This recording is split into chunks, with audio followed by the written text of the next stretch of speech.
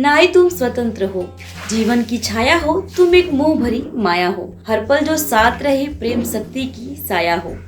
नमस्कार दोस्तों, मैं मैत्री सिंह आप सभी दर्शकों के सामने एक बार फिर से हाजिर हूँ गुरु संस्कार चैनल पर। दोस्तों, पंचकन्या की अगली कड़ी में हम आप सभी को मंदोदरी के संबंध में बताने जा रहे हैं। दोस्तों, आप सभी दर्शकों ने पिछले एपिसोड में तारा के विषय में जाना था। दोस्तों, हिंदू धर्म से जुड़ी पौराणिक कथाओं में ज्यादातर प्रसिद्ध पात्र पुरुषों के ही हैं। पुरुषों को ही महायोद्धा, अवतार आदि का दर्जा दिया गया है और उन्हीं से जुड़े चमत्कारों का भी वर्णन किया गया है। लेकिन उनके जीवन से जुड़ी महिलाएं, जिनके बिना उनका अपने उद्देश्यों को प्राप्त करना तक मुश्किल था, उन्हें मात्र एक भूमिका में लाकर छोड़ दिया गया। तो दोस्तों, आज हम उन्हीं महिलाओं के विषय में बात करेंगे। तो चलिए दोस्तों, अब हम कथा की ओर बढ़ते हैं। मंदोदरी स्वर्ग की अप्सरा थी, जिनको राम नाम भक्ति में लीन भगवान शंकर की समाधि तोड़ने के लिए देवताओं के राजा इंद्र ने भेजा था, क्योंकि उस समय अंधकासुर नामक असुर ने त्रिलोक में त्राही त्राही मचा रखा था। वह भगवान शंकर का परम भक्त था। दोस्तों, आप सबको मालूम है कि भगवान शंकर अजर अमर हैं, परंतु माता रानी बार बार शरीर त्याग कर नए शरीर को धारण करती हैं और भगवान शिव को पति के रूप में पाने के लिए तपस्या करके भगवान शिव से वरदान प्राप्त कर उनसे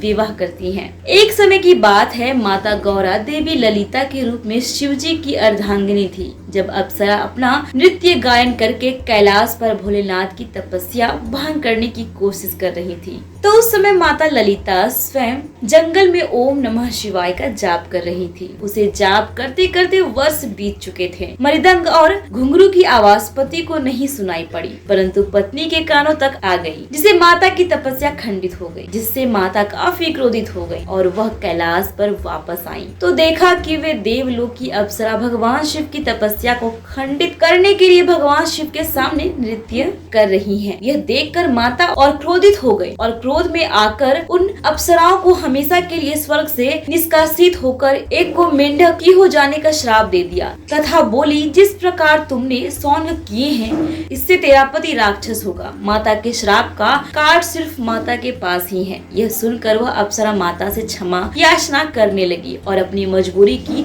दास्तां बताकर माता से त्राही माफ करने लगी। तो माता प्रसन्न होकर उनको श्राप मुक्ति का राज बता देती है। मधुरा लंबे समय तक कठोर तप करती है। इसी दौरान असुरों के देवता मायासुर और उनकी अप्सरा पत्नी हेमा एक पुत्री की प्राप्ति के लिए तपस्या करते हैं। इसी बीच मधुरा की कठोर तपस्या से वह श्राप मुक्त हो जाती है। एक कुएं से मायासुर हेमा को मथुरा की आवाज सुनाई देती है। मायासुर मधुरा को कुएं से बाहर निकालते हैं और उसे बेटी के रूप में गोद ले लेते हैं। मायासुर अपनी गोद ली पुत्री का नाम मंदोदरी रखते हैं। एक बार रावण मायासुर से मिलने आया और वहाँ उनकी खूबसूरत पुत्री को देखकर उस पर मंत्र मुग्ध हो गया। रावण ने मंदोदरी से विवाह करने की इच्छा जाहिर की, जिसे मायासुर ने स्वीकार कर लिया। मंदोदरी से विवाह कर लिया। मंदोदरी जानती थी कि रावण अत्यंत शक्तिशाली है, इसलिए अपने पिता की सुरक्षा के लिए वह रावण के साथ विवाह करने के लिए तैयार हो गई। रावण और मंदोदरी के 3 पुत्र हुए, अक्षय कुमार,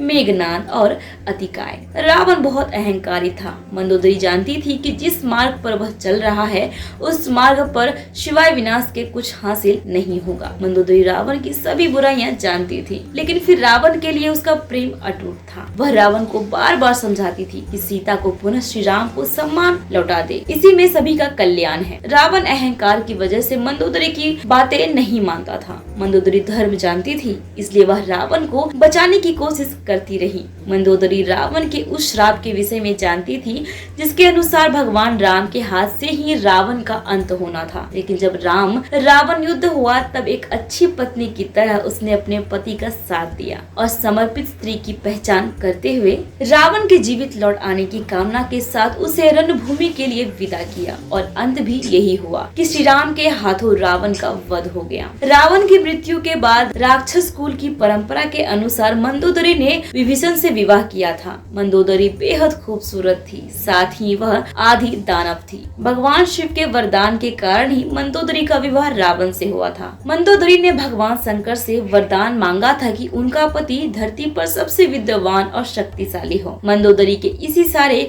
गुणों के कारण उसे पवित्र माना जाता है। माता गौरा प्रसन्न होकर उसे चीर कुमारी का वरदान दिया था। इन्हीं कारणों से उसे पंचकन्या में शामिल किया गया है। तो दोस्तों, आप सभी को पंचकन्या से जुड़ी यह रहस्यमयी कथा कैसी लगी, आप हमें जरूर बताएं। और हाँ दोस्तों, हमारे गुरु संस्कार चैनल को सब्सक्राइब करना ना भूलें। तब तक के लिए हमें दीजिए इजाजत।